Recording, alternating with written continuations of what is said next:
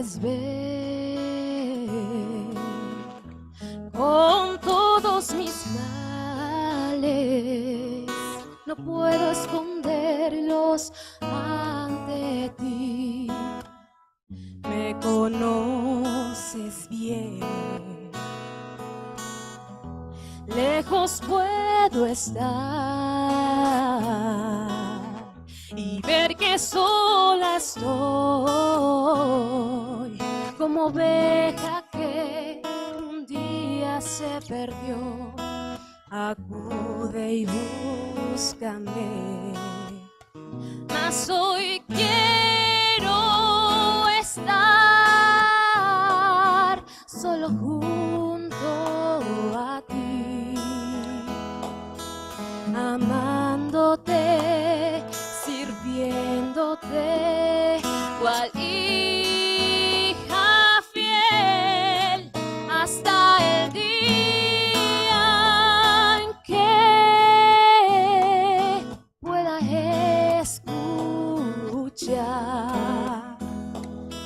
venir benditos de mi Padre. Oh, ¿qué será?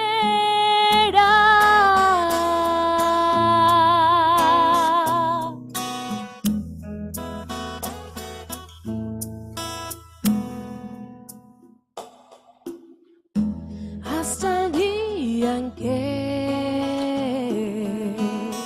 tu rostro pueda ver y decir tu amor me transformó, amor que es de Jesús. He visto al mundo padecer de angustia y dolor, sirven a sus vidas y al placer se olvidan de tu amor, mas hoy quiero estar solo junto a ti, amándote, sirviéndote, cual hija fiel, hasta el día en que pueda escuchar venir benditos de mi Padre. Oh, ¿qué será?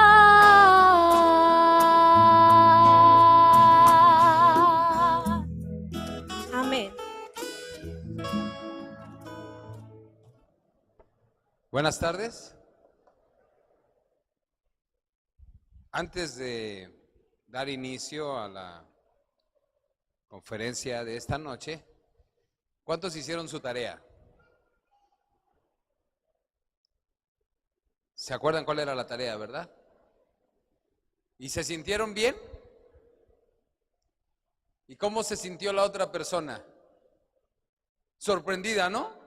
¿Qué pasó? ¿Y ahora por qué? Sorprendamos al mundo.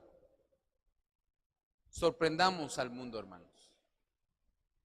Digámosle al mundo que Cristo viene y que nosotros somos los hijos del Rey de Reyes y Señor de Señores. Vamos a orar, ¿qué les parece? Vamos a inclinar nuestro rostro para dar inicio a la conferencia de esta noche. Oremos. Nuestro Dios y Padre, alabado sea tu nombre, porque tú eres bueno y para siempre es tu misericordia. Aquí estamos nuevamente, Señor, reunidos porque queremos entender la voz de tu Santo Espíritu, porque queremos que el mensaje que Él tiene para nosotros esta noche pueda ser un mensaje que repercuta para vida eterna en cada uno de nosotros. Ayúdanos, Señor, a entender tu palabra. Ayúdanos a comprender la necesidad que tenemos de ir a ti y encontrar solo en ti la esperanza bendita de la redención de nuestras vidas. Todos los que estamos aquí, Señor, posiblemente en algún momento de nuestra vida nos hemos descarriado como ovejas, nos hemos separado del camino, hemos luchado contra diversas adversidades, muchas veces propiamente de nuestra vida, Señor, de nuestros malos hábitos. Pero hoy te suplico que a través de tu santa palabra y del mensaje que tú tienes preparado para nosotros hoy, los que estamos aquí, los que creemos en ti, los que confiamos en ti y esperamos en ti, tomemos una decisión de vida y para vida eterna. Te lo pido humildemente en el nombre de Jesús. Amén, Señor. Bueno, pues yo me siento muy contento. Esta mañana fuimos a hacer un ejercicio diferente. Fuimos a nadar. Y sí puedo todavía agarrar el micrófono, ¿verdad? Pero en verdad que me recosté un ratito en la cama mientras estaba ahí descansando en el hotel, y cuando me levanté sentí el desgaste de esta mañana. Hace un rato que terminó mi ayuno, fui a comer a casa del pastor Aguilar y estuve ahí sentado, traté de estar lo más correctamente sentado posible, y cuando me levanté sentí, ¿verdad?, las desavenencias de ya no ser un jovencito y haber hecho demasiado hoy en la alberca, que aparentemente no hace uno, pero es cuando más ejercicio hace. Y le doy gracias a Dios por la vida y por la salud. ¿Cuánto le damos gracias a Dios por la vida y por la salud? Porque todavía tenemos oportunidad de salir adelante. Bueno, esta noche el tema que el Señor ha preparado para nosotros tiene un título interesante. Quiero ser libre. Saben que solo aquellos que han tenido la desgracia de haber vivido la experiencia de ser recluidos en algún lugar, ya sea un tutelar, ya sea una cárcel, ya sea un centro de readaptación o de esos centros donde llevan a las personas para aminorar sus adicciones. Solo las personas que han estado encerradas podrían entender la expresión quiero ser libre, diríamos nosotros. Pero no, resulta que algunos que andamos sueltos, algunos que vivimos en esta vida, que aparentemente tenemos libertad para ir a donde nosotros nos place, donde nosotros queremos, donde nosotros deseamos, quisiéramos ser libres. Quisiéramos poder tener la libertad de decidir. Quisiéramos poder tener la libertad de hacer lo que nosotros queremos. Cuando yo era un adolescente, vivía bajo la sujeción de mis padres. Yo viví momentos críticos en mi vida, momentos muy, muy difíciles. Y tuve un padre, todavía vive mi padre, mi madre hace 3 años, 6 meses que duerme en el Señor. Pero tuve un padre que fue muy duro. Es un hombre pequeño de estatura y toda su vida fue duro con nosotros. Así lo crió su papá. Telésforo Moscoso era el nombre de mi abuelo. Y mi abuelo era un hombre de campo allá en el sur, en Tabasco, duro, rudo, y así crió a Guadalupe Moscoso Martínez, que es mi padre. Así es que él no podía faltar a la herencia paterna e hizo lo mismo con sus hijos. Fue un hombre rudo, fue un hombre estricto, fue un hombre que quizás en alguna ocasión se excedió o en muchas ocasiones se excedió, ¿verdad? Yo siempre llamé a mi padre el cinturón más rápido de la colonia. Mi padre tenía una técnica tan peculiar que era capaz de desenvainar el cinturón y en la primera desenvainada dar el primer golpe. Por cosas de la vida, porque yo no soy el primogénito. Yo tuve un hermano mayor, pero lamentablemente falleció siendo un bebé. Yo fui el mayor, yo fui el segundo. Después de mí nacieron otros 2 hermanos que también fallecieron. Y después nació mi hermano, que ahora también es pastor, el pastor Alfredo Moscoso. Después nació mi hermana Claudia y al final nació mi hermana Laura. Yo le llevo 5 años a mi hermano y así sucesivamente a mis hermanas. Así es que yo era el mayor. Por ende, yo fui el más exigido en la familia, ¿no? Si así le tratáramos de dar un nombre, ¿no? a esta situación. Fui al que pues más le dieron, ¿no? A veces mi papá en ocasiones pues le iba a dar a mi hermano, pero pues terminaba dándome a mí, ¿no? Parejo a los 2, pero papá, yo no hice nada. Pues no le hace por no cuidar a tu hermano, ¿no? Así es que cuando el tiempo pasó, una de las cosas que yo más quise era irme de mi casa, ¿no? Yo decía, yo ya no quiero estar aquí porque no, yo sentía que era un lugar donde yo estaba atrapado. Así es que cuando a mí se me dio la oportunidad de irme a la Universidad de Montemorelos a estudiar la preparatoria, me fui y nunca más volví. Mi padre me dijo cuando salí de esa casa, al cruzar esta puerta, habrás emprendido una nueva historia de tu vida. Y fue muy cierto. De ahí en adelante mi vida cambió. Me sentí en libertad. Cuando estaba en la universidad, cuando vivía yo en ese cuarto, aún a pesar de que teníamos un preceptor y aún a pesar que teníamos monitores que todo contaban, porque todo lo que hacíamos iban los monitores y se lo decían al preceptor y el preceptor nos ponía amonestaciones, yo me sentía libre. Me he sentido libre mucho tiempo. Les dije que yo tengo 2 hijos, un varón y una damita. Mi hijo estudió en México viviendo con nosotros, pero a mi hija no hubo más remedio que enviarla a la Universidad de Montemorelos. Mi hija es moscoso por naturaleza, ¿no? Así es que yo dije, no, si mi niña se queda aquí y un día yo hago lo que hice con mi hijo, mi niña se va a ir de la casa a la primera, ¿no? Así es que se fue a Montemorelos y ella en Montemorelos se sintió libre. Al grado que un día, cuando volvió a casa en las vacaciones, nos dijo, ya me quiero regresar a Montemorelos. ¿Por qué? Porque en Montemorelos yo soy la dueña de mi tiempo, yo hago lo que quiero y no lo que tú me dices. Y bueno, o sea, estaba peleando conmigo, al fin moscoso, ¿no? Saben que muchos de nuestros hijos se sienten a veces atrapados en nuestro hogar. Muchos de nosotros nos sentimos atrapados en esta vida. Muchas personas quieren ser libres, quieren libertad, pero ¿qué tipo de libertad quieres? ¿De qué personaje vamos a hablar en esta noche que lanzó un grito desgarrador desde lo más profundo de su ser, pidiendo la libertad? No sé si ustedes ya se imaginen de quién vamos a hablar. ¿Alguien podrá ya imaginarse de quién vamos a hablar esta noche? ¿Alguien que me pueda decir, yo le digo de qué, pastor? ¿De quién? ¿De quién? Del Gadareno, correcto, hermano. Vamos a hablar del endemoniado Gadareno. Y vamos a ir en nuestra Biblia al Evangelio de Marcos, el capítulo 5.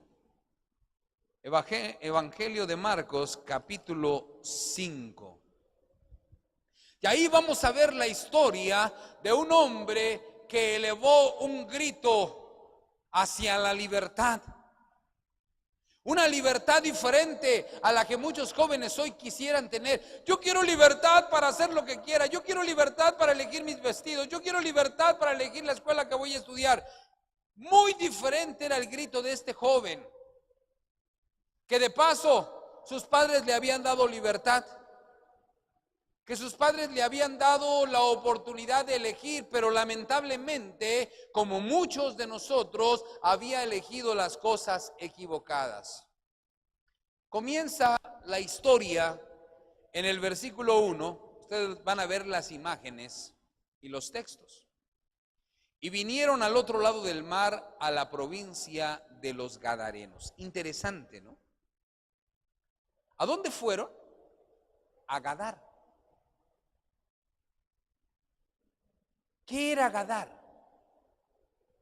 Bueno, aquí lo dice el texto, ¿no? La región de los Gadarenos. ¿Quiénes eran los Gadarenos? Los Gadarenos eran gente que los judíos llamaban inmundos, ¿no es cierto?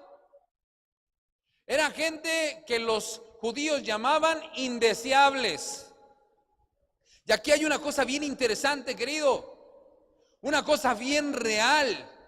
Jesús no vino con la gente especial, con la gente buena. Jesús vino a buscar y a salvar a quienes, a los perdidos, a los indeseables, a los marginados, a los olvidados. Sí, a esos fue a los que Jesús vino a buscar. Vino a rescatarlos, vino a transformarlos, vino a cambiarlos. La región de Gadar era una zona donde la gente se dedicaba a criar cerdos. Por eso los judíos, que sabían que la inmundicia, ¿verdad? Una de las características de inmundicia era la crianza de estos animales, así como a los samaritanos, también aborrecía a los gadarenos. Pero el Señor les dijo a sus discípulos: tenemos que ir al otro lado, porque en el otro lado hay alguien que necesita tener un encuentro conmigo. Porque el Señor lo sabe todo. El Señor conoce nuestras necesidades, el Señor conoce nuestros corazones, el Señor conoce nuestros pensamientos, el Señor conoce el momento en que tiene que llegar a nuestra vida para hacer una obra en favor de nosotros. El versículo 2 dice: y saliendo él de la barca, enseguida salió al encuentro de los sepulcros un hombre con un espíritu inmundo. Imagínense ustedes, estaba apenas clareando la mañana. Todavía estaba la penumbra de la noche. Todavía el sol no brotaba con sus rayos para alumbrar. Se oían los golpes de las olas en la playa. Así habían bajado, me quiero imaginar que Pedro, Santiago y Juan, que eran los especialistas, porque eran marineros, eran pescadores, bajaron para anclar la barca, apenas estaban atando la barca y los demás discípulos estaban terminando de bajar. Judas, por cierto, estaba esperando que pusieran la escalerilla, ¿verdad? Para no mojarse, porque Judas siempre pensaba que los demás tenían que servirle. Jesús descendió de la barca y comenzó a caminar. Y en el camino que él iba realizando, allá empezó Judas a caminar más rápido para emparejarse a él, porque recuerden que a Judas le gustaba ir al lado de Jesús. Y allá fue Juan también y Santiago, y se empujaban porque los dos querían ir uno a un lado y el otro al otro lado, ¿no? Y Pedro dijo: estos no me ayudaron, y ya se fueron, y corrió también, y allí van los discípulos. Todos queriendo caminar al lado del maestro, todos queriendo caminar al lado de Jesús, porque para ellos era un privilegio caminar al lado de Jesús. Pero resulta que cuando van ellos ahí en la penumbra, está oscuro todavía, van caminando, están oyendo solamente las olas como rompen en la orilla, y de pronto se escucha ¡ah! Porque así gritó el gadareno. Salió a su encuentro y los espantó. Y yo me quiero imaginar que Judas, Santiago, Pedro, Juan, Andrés, todos ellos, ¿saben qué hicieron? Salieron corriendo. Salieron porque se asustaron. Señor, ¿para qué nos trajiste aquí? Ya nos van a robar, Señor, yo no sé qué venimos. Mira, no, ya nos van a salir. Porque el grito fue estremecedor. El relato dice que salió de los sepulcros un hombre que estaba allí y que además tenía una característica significativa, ¿no es cierto? ¿Cuál era la característica?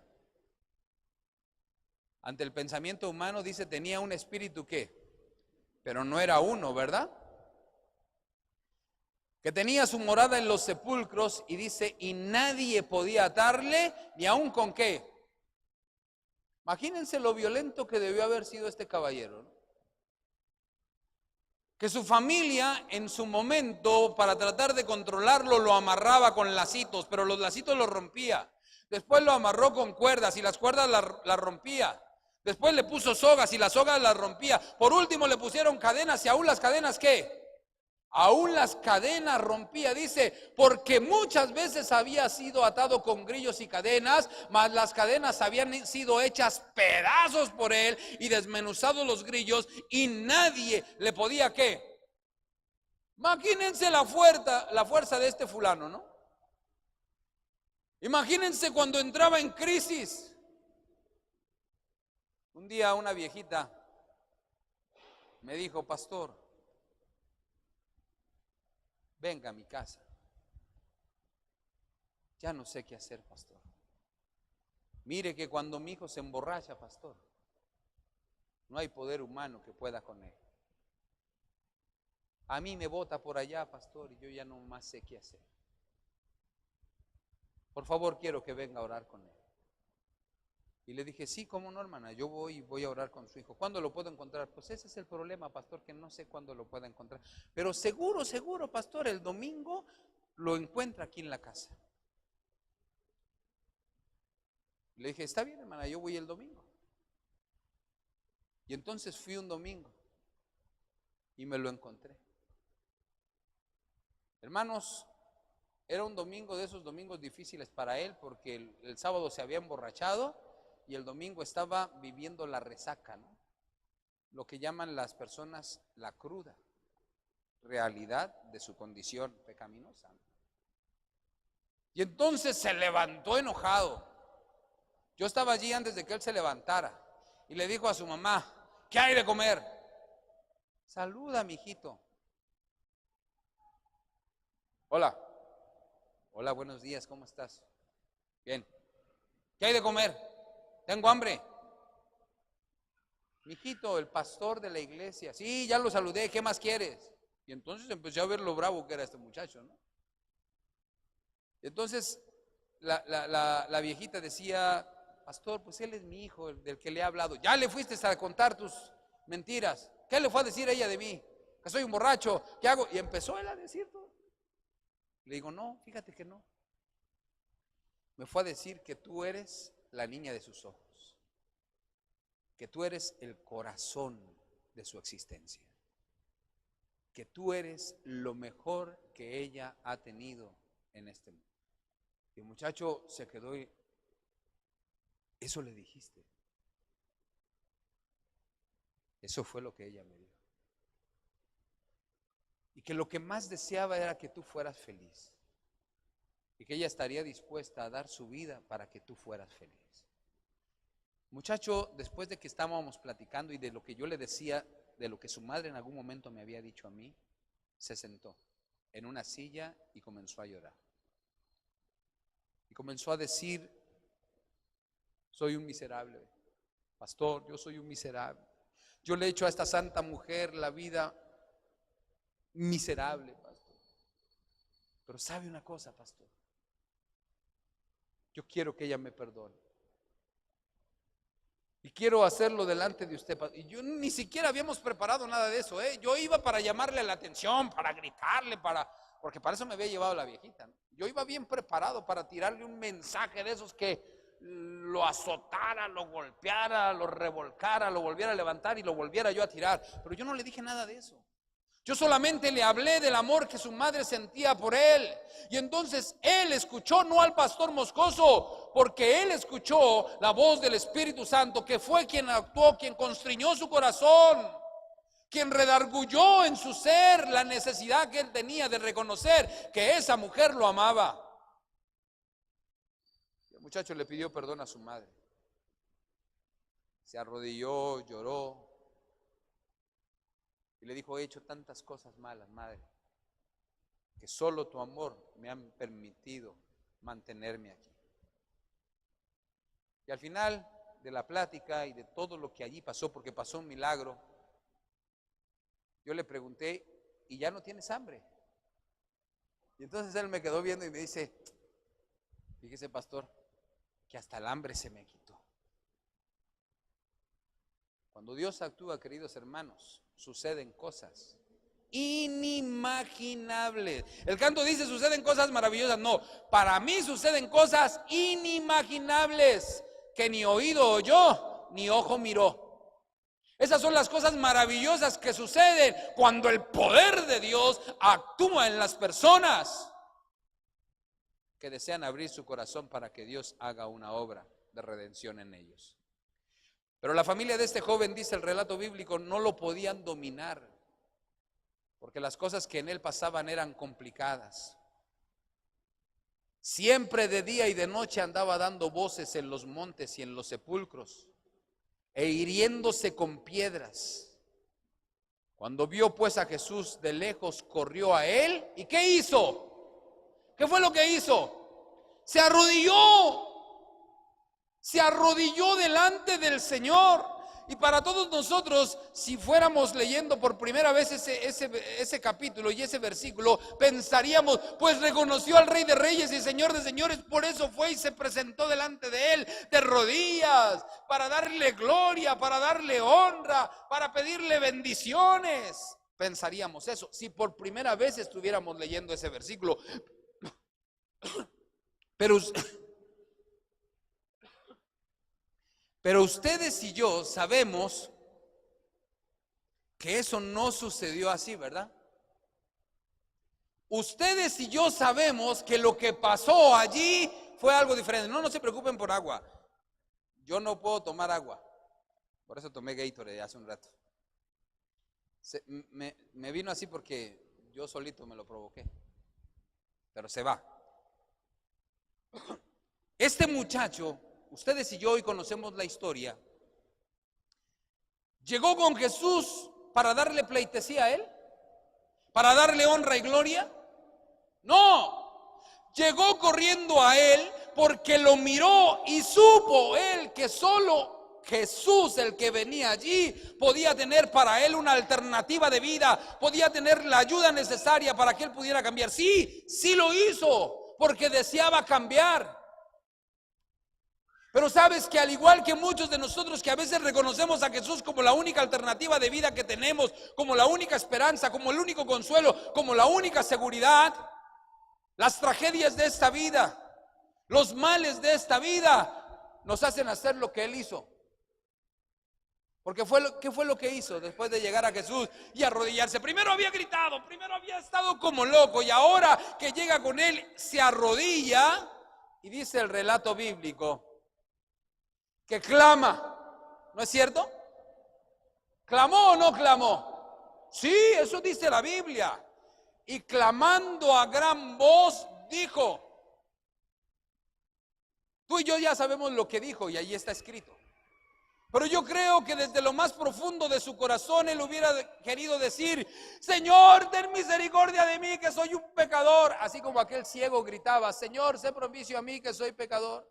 Jesús, hijo de David, ten misericordia de mí, gritaba el ciego Bartimeo. ¿No es cierto? ¿Recuerdan la historia del ciego Bartimeo? Y gritaba tanto que los discípulos fueron con Bartimeo y le dijeron: cállate, no me voy a callar hasta que Jesús me escuche. Y Jesús lo escuchó y le dio lo que pedía Bartimeo, ¿sí o no? Bartimeo quería mirar y miró.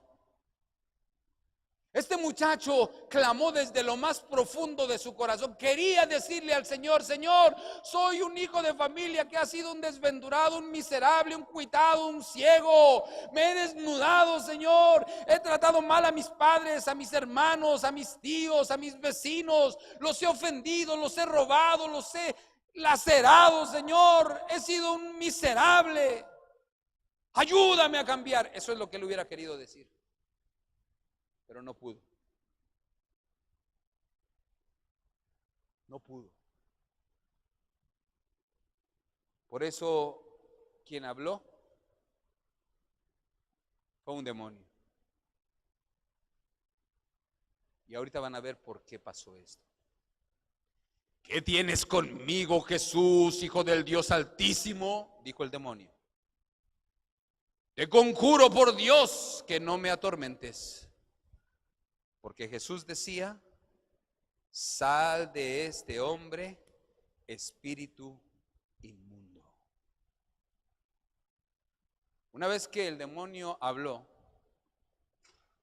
Jesús dice en el relato, le preguntó: ¿cómo te llamas? Jesús sabía quién era, ¿sí o no? Claro.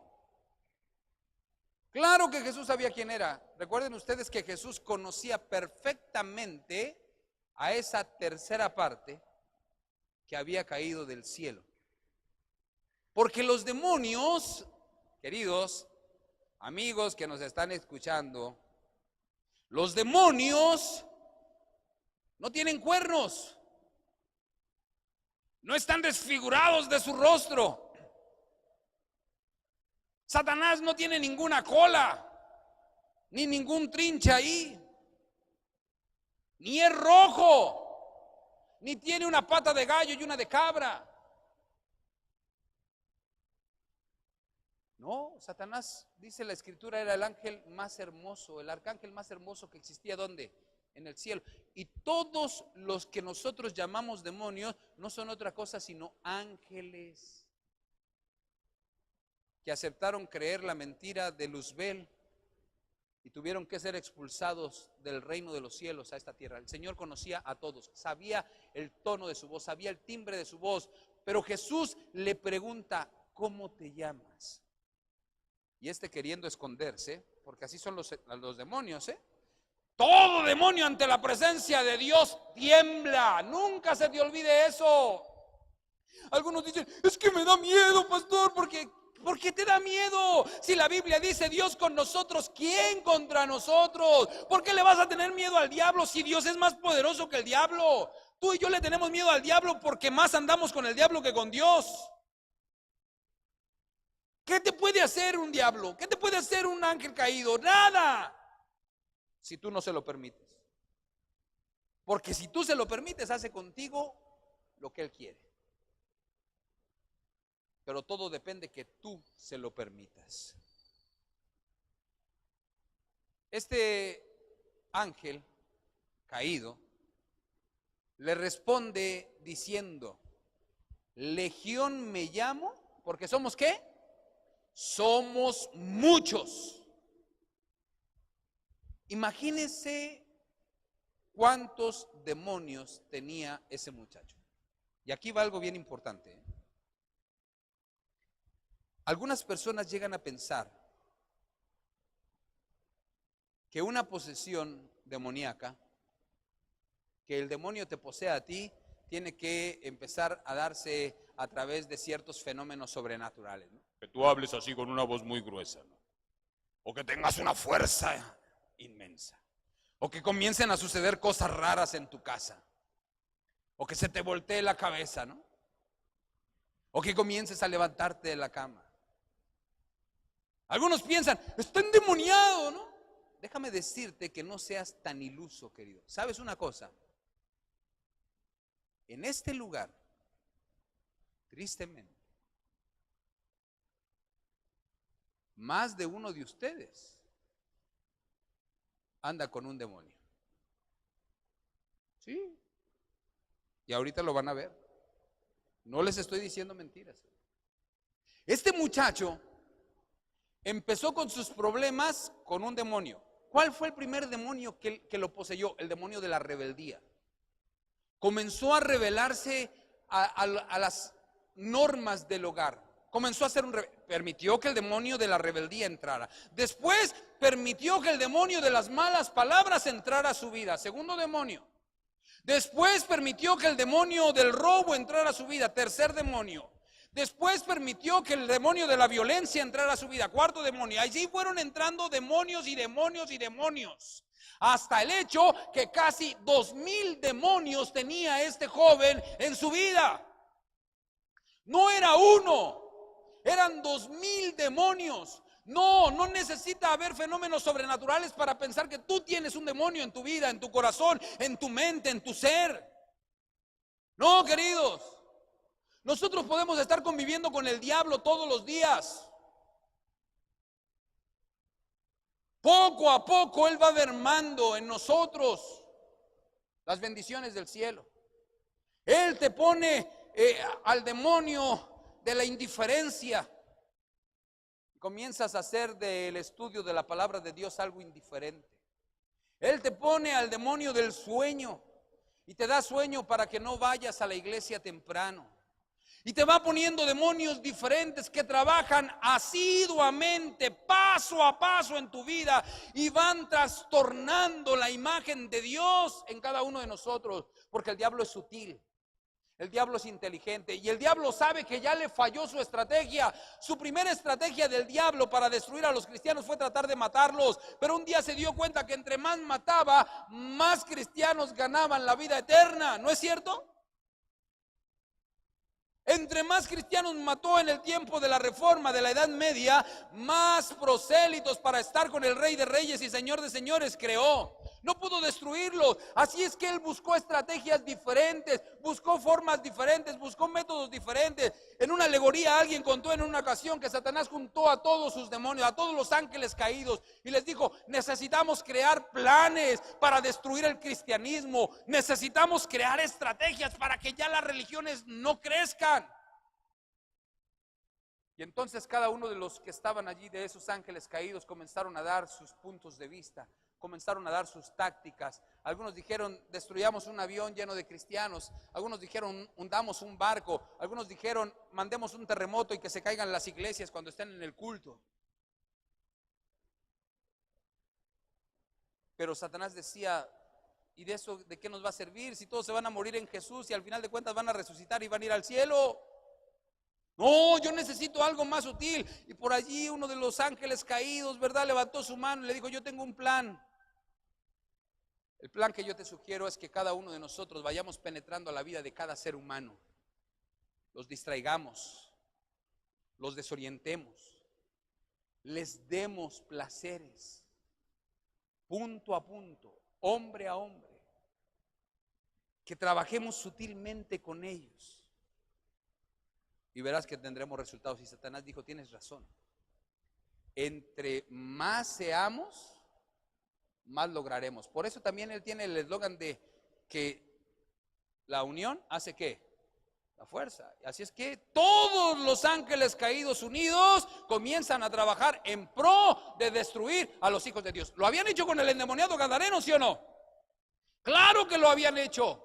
Eran casi 2000 los que lo habían penetrado. Pero ahora que están allí, que están frente del príncipe del universo, del Hijo de Dios, le piden, le ruegan que no los envíe fuera de aquella región, que los deje seguir en ese lugar. Y estaba allí cerca del monte un gran hato de cerdos paciendo, y le rogaron todos los demonios diciendo: envíanos a los cerdos para que entremos a ellos. El Señor tenía una estrategia, tenía un plan, el por qué les permitiría ir a esos cerdos. Y fueron. Y luego Jesús les dio permiso, y saliendo aquellos espíritus inmundos entraron en los cerdos, los cuales eran como 2000. Y el hato se precipitó en el mar por un despeñadero, y en el mar se ahogaron. Y los que apacentaban los cerdos huyeron y dieron aviso en la ciudad y en los campos, y salieron a ver qué era aquello que había sucedido. Y ahí detenemos la historia que aparece en San Marcos capítulo 5, para hacer una pregunta. ¿Cuántos de los que estamos aquí estamos atrapados por los diferentes demonios que Satanás ha puesto a trabajar sutilmente para destruirnos? Satanás quiere degradar la imagen de Dios. Dice la Escritura que nosotros fuimos hechos a imagen ¿de quién? ¿Fuimos hechos perfectos, sí o no, hermanos? ¿Sí o no, hermanos? ¡Sí! Pero durante 6000 años Satanás ha trabajado tiempo a tiempo para ir denigrando la imagen que Dios un día puso en el ser humano. La historia dice que Adán debía de haber medido como 3 metros, ¿no es cierto? La historia dice que los hombres de aquel entonces llegaban a vivir más de 900 años. Hoy la longevidad no va más allá de los 75 años. La estatura, pues al que bien le va, mide un 80 y pico, ¿no? Y al que le fue, pues unos 50, ¿no?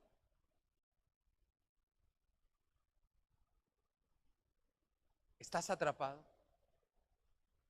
¿Será que tú y yo hemos sido presas del enemigo y no nos hemos dado cuenta? ¿Cuándo comenzó el problema con el joven gadareno? ¿Cuándo comenzaron las crisis? ¿Cuándo comenzaron las angustias? ¿Fue la primera vez que el joven dejó de llegar temprano a casa? ¿Fue cuando el joven fue a una fiesta o un evento social? ¿Fue cuando este joven por primera vez se rebeló a la dirección de sus padres? ¿Fue cuando los padres dejaron de orientarlo? ¿Fue cuando los padres se preocuparon por las cosas materiales de la casa más que por sus hijos? ¿Cuándo comenzaron las crisis en el hogar de este joven? ¿Cuándo comenzaron las situaciones permisivas? A veces me da un estruendo, un horror mirar a algunos padres que se gozan cuando ponen una música rara y está su pequeñita, ¿verdad? De algunos 3, 4, 5 años, y la niña empieza ahí a moverse y todos, le aplauden, ¿no? Y cuando esa pequeñita crece y hace lo que todos le aplaudieron, en un día todos la critican, todos se apartan de ella, todos la censuran. Un día le dieron un abrazo a algo que nosotros sabíamos no era correcto. Cuando el niño dice su primer grosería, ay, hijito, no digas eso, pero a ver, vuélvela a decir. Dile a tu tío, dile. Sí. Muchas veces somos nosotros los que hemos provocado. ¿Cuándo comenzaron los padres a distraerse en la vida de su hijo? ¿Cuándo comenzaron a perderlo de vista? Yo no lo sé, pero lo único que sé es que este pobre muchacho deterioró su vida, permitió que 2000 demonios entraran a él, se acabó su existencia, vivía en los sepulcros, nadie podía controlarlo, estaba perdido. Cuando tú y yo vemos a un indigente, cuando tú y yo vemos a un adicto a las drogas, ¿qué es lo que hacemos? Muy seguramente desviamos nuestro camino del camino de él para no encontrarnos con él. Porque esa es la actitud, esa es la característica muy común en nosotros. Apartarnos de esas personas. A veces nosotros les decimos a nuestros hijos, no te juntes con esos porque esos son unos vagos. No te quiero ver con ellos porque si te veo ya verás, ¿no? Pensando nosotros que así protegemos a nuestros hijos. Pero no se les olvide que entre más les decimos no, ellos más dicen sí. Y ellos buscan las maneras. Mejor tendríamos que buscar las alternativas para decirles a ellos que los ayuden, que los asistan, que traten de rescatarlos. Y aquí vienen preguntas interesantes para ustedes y para mí en esta noche que el Espíritu de Dios quiere hacernos a cada uno. ¿Qué demonio está en tu vida hoy? ¿Será acaso que el demonio de la mentira te ha dominado? De pronto por ahí nosotros les decimos a nuestros hijos, diles que no estoy, diles que no estoy. Mamá, el pastor, dile que no estoy. ¿Será acaso que el espíritu inmundo del robo, robando información? Sí, muchachos, escuchen esto. Ir al Google y copiar, pegar es un robo. Así que aquellos que hacen sus tareas, copia y pega, están robando la información de otro, el trabajo de otro. Cosas insignificantes. Yo nunca he robado, nunca me le he robado a nadie en su cartera, ni su dinero, ni nada. Pero cuando robamos la información, aún del Google, para el trabajo, la tarea que nos pidió, es que la maestra me pidió que hiciera una investigación y vamos allá y encontramos la investigación de fulanito de tal y lo único que hacemos es voltearle las palabras de un lado para el otro, pero presentamos ese trabajo, ese no es tu trabajo, estás robando la información de otra persona y ya estás siendo un ladrón. Sí, así comienza uno. ¿Será acaso que el espíritu inmundo de los vicios está penetrando a tu mente? Y no necesariamente tienes que ser un fumador, un adicto, un bebedor. Algunos somos viciosos al internet. Algunos son viciosos a la pornografía. Algunos son viciosos a cosas que dañan su mente. El otro día me encontré a un muchacho que me quiso poner un desafío de esos que solo los que son así lo ponen, ¿no? Me dijo, a ver, pastor, usted dice que nosotros no podemos fumar tabaco, ¿verdad?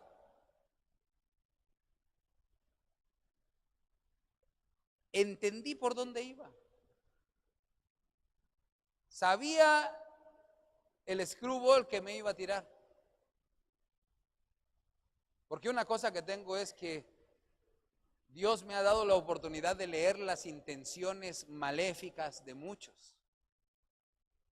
Así es que sabía yo que Él me iba a hablar de los cigarros electrónicos,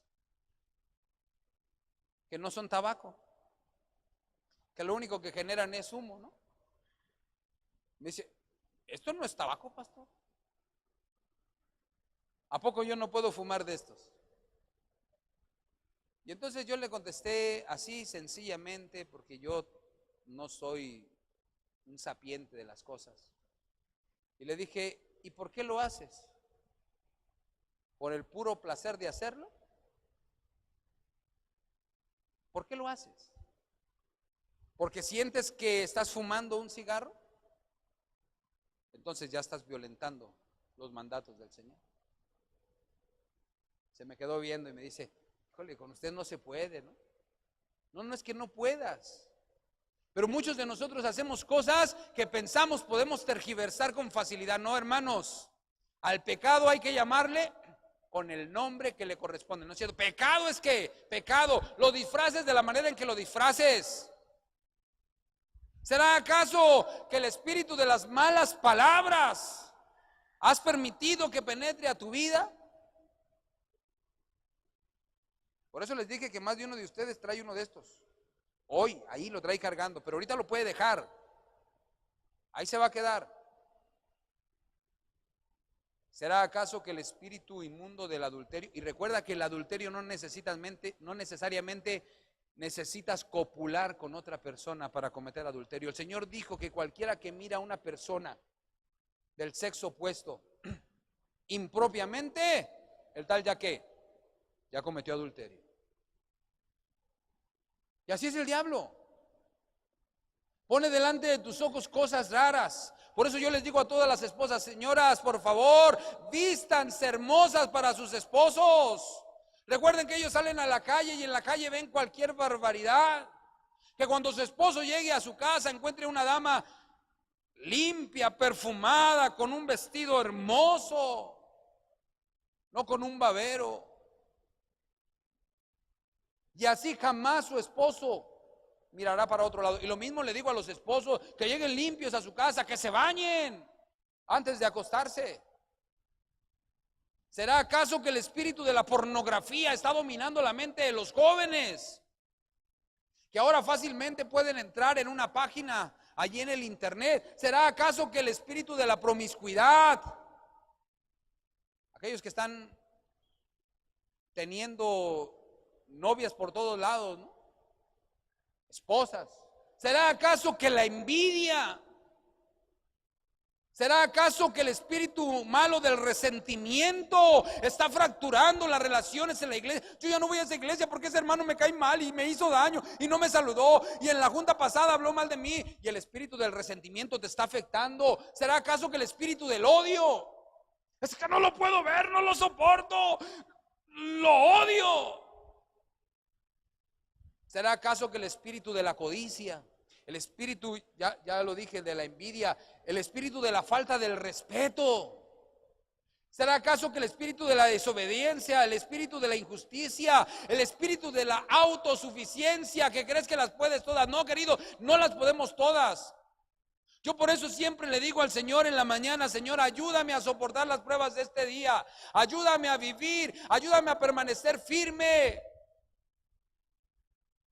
Tengo 27 años de pastor, pero eso no me capacita, queridos, para ser heredero del reino de los cielos. El hecho de que yo sea pastor no sirve de nada. La única manera que yo voy a poder llegar al cielo es no siendo autosuficiente, sino creyendo que el único que puede ayudarme para sostenerme firme en cualquier circunstancia es Cristo Jesús, y es el mismo que puede ayudarte a ti. ¿Qué espíritu inmundo está dominando tu vida? Y podríamos tener una lista más grande. de esos espíritus inmundos que están invadiendo a los jóvenes, a los hermanos, a las iglesias y que nos están desviando de la presencia de Dios. Eso es lo que había pasado con el joven gadareno. Pero el joven gadareno llegó a la presencia de Jesús arrodillado, queriendo clamar desde lo más profundo de su corazón: Señor, ayúdame, pero no pudo. Muchos de nosotros a veces por vergüenza no reconocemos nuestra situación, porque nos da pena, porque somos reconocidos como dirigentes, entre comillas, porque somos reconocidos como buenos cristianos. No queremos reconocer que tenemos problemas, que tenemos malos hábitos, que estamos entrando en crisis, y cuando lo reconocemos ya no hay oportunidad de cambio, queridos. ¿Quieres ser libre? ¿Cuántos de los que estamos aquí quisiéramos que el Señor nos liberara de esos espíritus malos que están trabajando, de esos ángeles perversos, de esos ángeles caídos que están haciendo una labor para mermar la imagen de Dios en nuestra vida? ¿Cuántos quisiéramos que el Señor nos ayudara? Yo quiero ser libre. Pero si tú quieres ser libre, la única manera para ser libre, debes atreverte a pedir ¿qué? Debes atreverte a pedir ayuda. Solo los valientes se atreven a reconocer que necesitan ayuda, queridos. No se te olvide. Solo los valientes son aquellos que reconocen que solos no pueden, que separados de Dios nada pueden hacer. Eso es lo que la Escritura dice: porque separados de mí nada podéis hacer. Solo los que reconocemos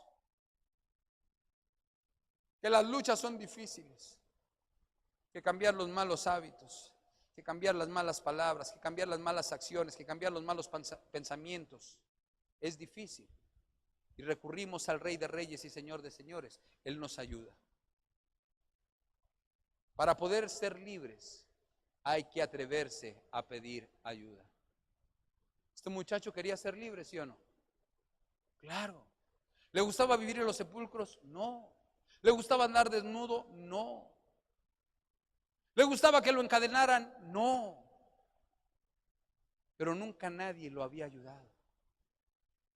Nunca nadie le había dado la ayuda que él necesitaba verdaderamente. ¿Saben que a veces hay un refrán que dice que la verdad duele, ¿no es cierto? ¿Duele la verdad o no duele la verdad, hermanos? Que alguien venga y te diga así de fuerte, ¿no? Las cosas tan claras como son. Una de las cosas que yo aprendí, y no se me olvida, y desde hace casi 18 años, un poquito más quizás, la pongo en práctica. Es algo que aprendí a través de un hermano de la iglesia. Y fíjense cómo fue. Equivocadamente, los miembros de iglesia piensan que a los pastores los deben de tratar así como si fueran reyes. ¿Quién les ha dicho que nosotros somos reyes, hermano?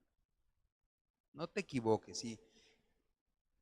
Le pido perdón al pastor Roberto, ¿verdad? Ese es mi pensamiento y eso es lo que yo creo, pero nosotros somos mortales igual que ustedes. Somos cristianos que estamos buscando la victoria igual que ustedes.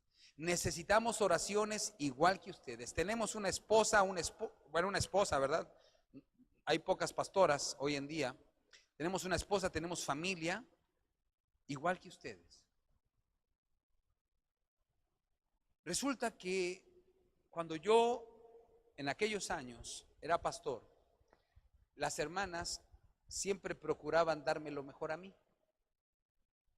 Y entonces iban y me ponían el plato hasta donde cabía, ¿no? Y más aún, ¿no? Pastor, siéntese aquí, me daban la mejor silla, ¿no? Y me daban el mejor plato. Y tráigale tortillas al pastor, y tráigale, porque es el pastor. Y bueno, pues debo confesar, hermanos, que yo me sentaba y disfrutaba, ¿no? Comía sabroso, porque antes me gustaba comer mucho. Hoy ya no como tanto. Pero un día pasó algo en un convivio. La comida se acabó. Y entonces estaba un hermano allí. De esos hermanos que yo doy gracias a Dios que existan en la iglesia, ¿no? Los que no tienen pelos en la lengua, ¿no? Que hablan con caridad, que dicen las cosas como deben decirlas. Nomás que yo les he dicho, nomás sepa quién se las dice, hermanos, porque no todos están en la mejor disposición de escuchar las cosas como usted las dice. Y entonces el hermano dijo así: no fuera yo el pastor, ¿verdad? Porque entonces a mí sí me hubieran servido el platote allí.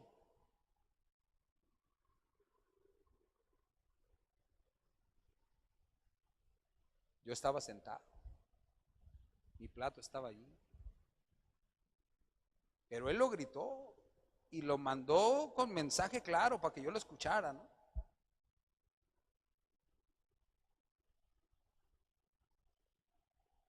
Y entonces yo dije: nunca más,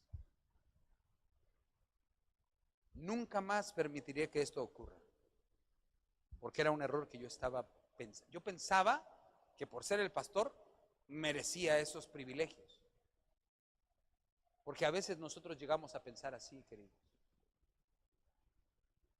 Quise darle mi plato, pero ya era difícil, ¿no?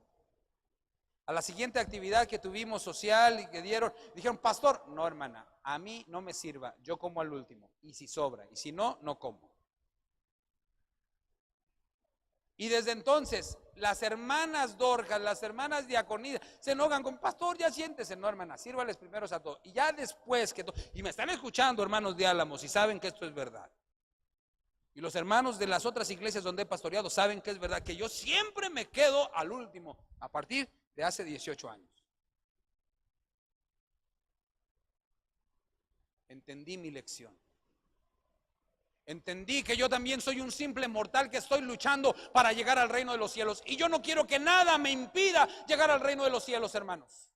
Yo quiero ser un heredero del reino de los cielos. Y estoy en lucha como ustedes por llegar al reino de los cielos. Y también estoy luchando con los ángeles caídos que tratan de entrar a mi vida y que tratan de hacer que yo merme, que yo caiga, que yo denigre la imagen de Dios.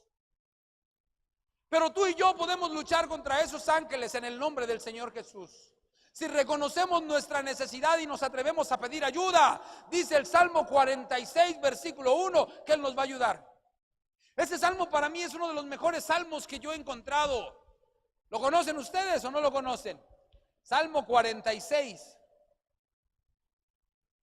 versículo 1. ¡Ah, qué salmo tan maravilloso! ¡Qué tres promesas tan gigantescas el Señor nos da! Y dice ahí: Dios es nuestro amparo, ¿y qué? Y fortaleza. Y no solamente eso, sino que es nuestro pronto auxilio. ¿Cuándo? ¿Cuándo? En las tribulaciones. Él es el que nos da la protección. Él es el que nos da la fuerza. Y Él es el que nos auxilia cuando nosotros tenemos crisis. Cuando tú sufres con tus hijos, pídele al Señor que sea tu amparo. Pídele al Señor que sea tu fuerza. Pídele al Señor que sea tu auxilio. Cuando tú tienes problemas con tus hábitos, con tus acciones, con lo que está pasando en tu vida, recurre al Señor. Recuerda este salmo, porque el Señor quiere ayudarte. Lo único que Él está esperando es que tú busques esa ayuda. Que tú vayas a Él con un corazón contrito y humillado y reconozcas que separado de Él no puedes hacer nada, pero que en su nombre puedes ser más que vencedor. Yo quiero ser libre. ¿Tú quieres ser libre? Por eso en esta hora yo te invito a ti a atreverte, querido amigo, querido hermano, a recurrir al único que puede sustentarte, a recurrir al único que puede protegerte, a recurrir al único que puede ayudarte. Ese muchacho recurrió a la única persona que podía darle ayuda en sus crisis. Nadie lo había podido ayudar. Todos lo habían abandonado. Hasta su familia lo habían dejado allá en los sepulcros viviendo. No lo querían más en su casa. Estaba desechado de su hogar. Todo el mundo podrá abandonarte. Tus amigos podrán dejarte. Tu familia podrá darte la espalda. Pero Dios jamás te va a abandonar. Búscalo. Por eso la palabra de Dios dice: buscad al Señor mientras puede ser ¿qué? Mientras puede ser hallado. Librados de las ataduras, dice Gálatas capítulo 5 versículo 1. Estad pues firmes en la libertad con que Cristo nos hizo ¿qué? Y no estéis otra vez sujetos al yugo de ¿qué?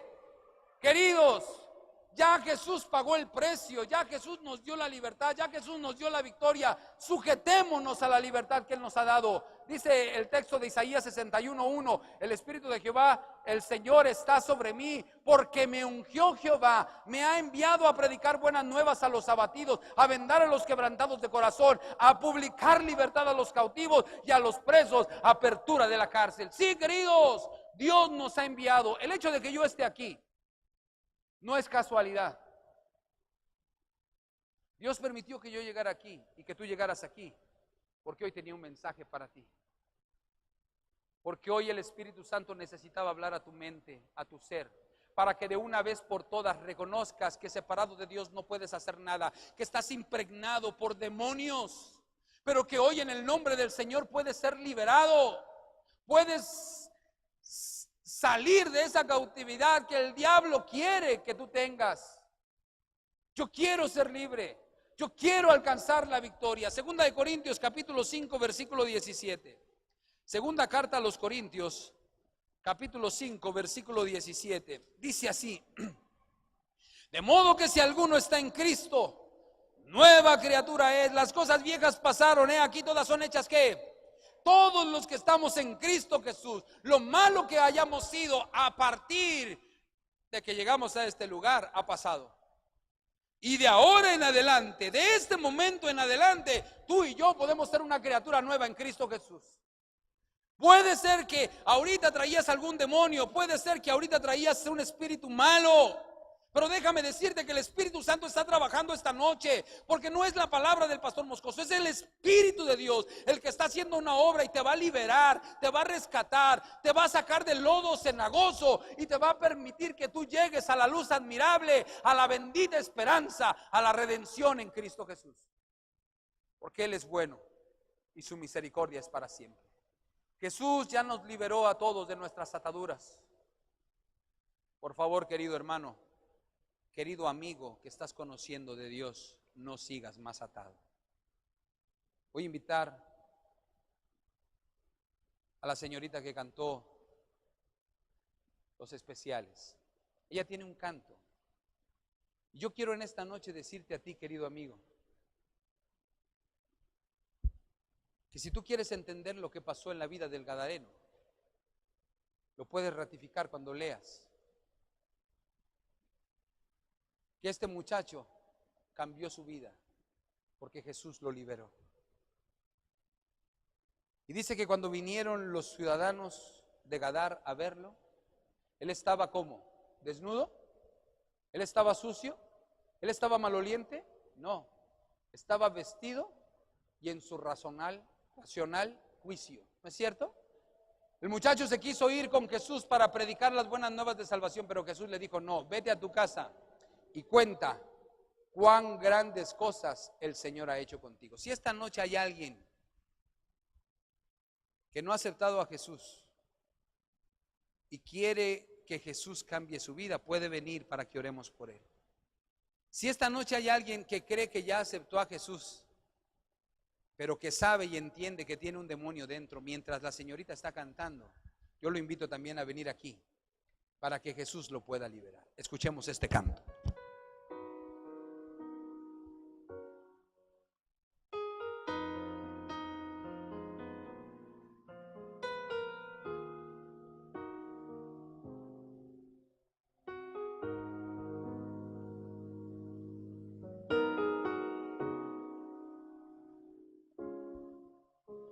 Problemas enfrenté, tanto sufrir en esta vida, cual ave sin un nido procurando abrigo,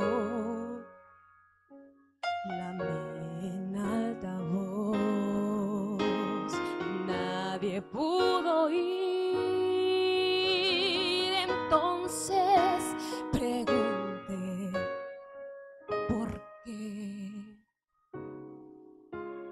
muy duro fue entender que toda prueba en esta vida viene de todo mal que en este mundo habita, y aquel que aquí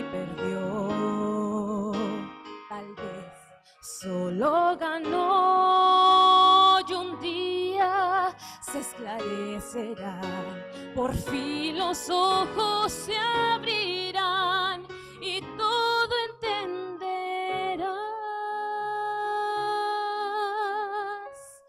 Necesito confiar en Dios, necesito confiar en Dios, y la sombra del mal tocando a la puerta está.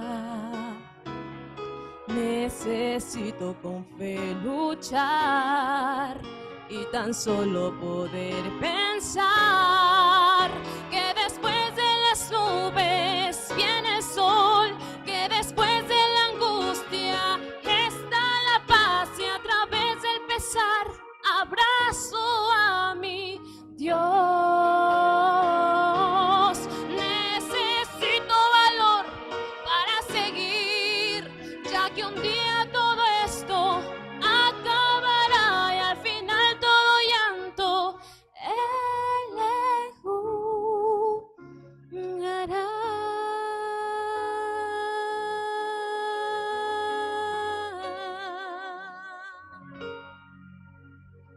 Amén. ¿Quién de ustedes necesita valor para reconocer que tiene un demonio?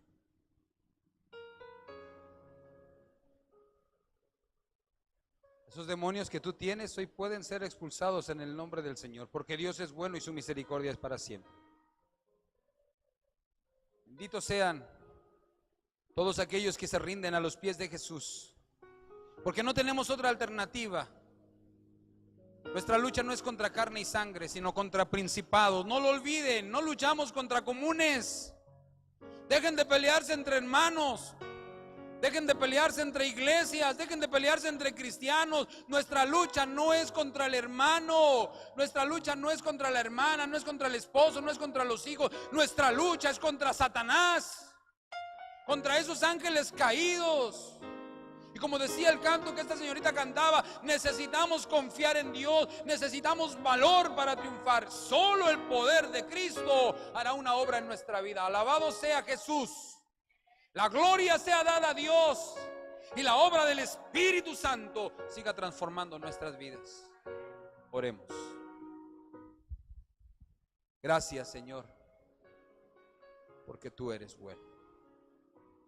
Gracias porque has permitido que vengan aquí los que más necesitan de ti, Señor. Gracias porque algunos que te están conociendo te aceptan. Gracias porque los que decimos conocer de Señor entendemos que nuestra lucha con el enemigo es gigantesca y que es posible que alguno de los demonios que Él ha mandado esté penetrando a nuestra vida, a nuestro hogar, a nuestra mente, a nuestro corazón. Pero ahora en el nombre de Jesús pedimos que tú los expulses de ellos, que digas: sal de estos, espíritu inmundo, y no vuelvas nunca más. Que lo que suceda de ahora en adelante sea cubierto y dirigido por tu Santo Espíritu. Que tú nos guardes, que tú nos protejas, que tú nos guíes. Es la súplica de este pecador, en el nombre de Jesús. Amén, Señor. Dios les guarde en su divino nombre.